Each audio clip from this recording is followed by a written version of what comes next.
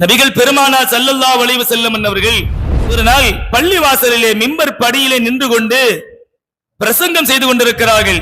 இந்த சமயத்தில் ஹன்னல் ஜிதுஉ, அதாவது ஒரு குழந்தை அழுகிற மாதிரி ஒரு சத்தம், முனுங்கல் சத்தம் கேட்டுக்கொண்டே இருக்கிறது. தேம்பி தேம்பி அழுகுது, குழந்தையே இல்ல, அழுகை குரல் மட்டும் சஹாபாக்களுடைய காதிலே ஒலித்துக் கொண்டே இருக்கிறது. நபி அவர்களும் பார்க்கிறார்கள், ஒரு சத்தம் கேட்கிறது என்பதாக நினைத்து கொண்டு உடனே மிம்பர் படியை விட்டு இறங்குகிறார்கள். பார்த்தால் ஒரு ஓரத்திலே ஒரு அழுகுரல் கேட்கிறது. அங்கு அழுகுரல் கேட்கிறது, அங்கு மனிதர்களும் இல்லை, குழந்தையும் இல்லை, யாருமே இல்லை, மனிதன் இல்லை, மரம்தான் இருந்தது. பக்கத்துல போய் பார்க்கிறாங்க, அந்த மரக்கட்டை தேம்பி தேம்பி அழுது. நபி அவர்கள் உடனே என்ன செஞ்சாங்கன்னா, தன்னுடைய முபாரக்கான அந்த கைய அதனுடைய தலையில வச்சு அப்படியே தடவுறாங்க. தடவுன உடனே அழுகை சத்தம் கொஞ்சம் கொஞ்சமாக குறைகிறது, முனுங்கல் சத்தம் கொஞ்சம் கொஞ்சமாக குறைகிறது. குழந்தையை தொட்டுதான் அந்த அழுகை நிப்பாட்டி இருப்பாங்க.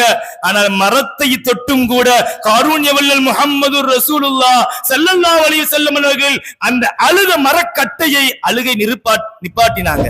சஹாபாக்களுக்கு ஆச்சரியம், நாயகமே என்ன நடக்கிறது இங்கே, என்ன நடக்கிறது என்று கேட்கின்ற பொழுது நபி அவர்கள் சொன்னார்கள், இத்தனை நாள் மிம்பர் படி வருவதற்கு முன்பாக இந்த மரக்கட்டையை ஊனிக்கொண்டுதான் நான் மிம்பர் படி நினைத்து நான் பயான் செய்து கொண்டிருந்தேன்.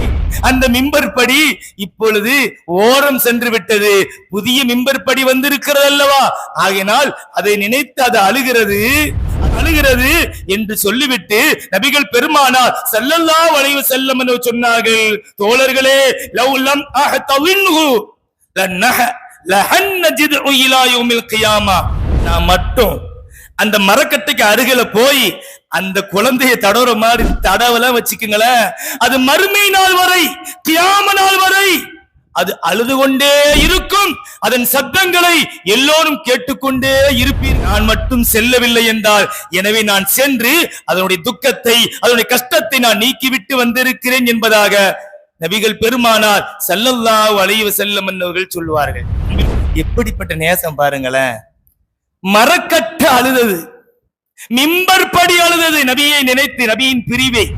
இத்தனை நாள் என் மேலதான் நீங்க நின்னீங்க, என்னதான நீங்க சுமந்தீங்க, உங்க நாதான சுமந்த, இப்ப நீங்க இப்படி என்னை விட்டுட்டு போயிட்டீங்களேன்னு சொல்லி அந்த மரக்கட்ட குழந்தை போல அழுகுது.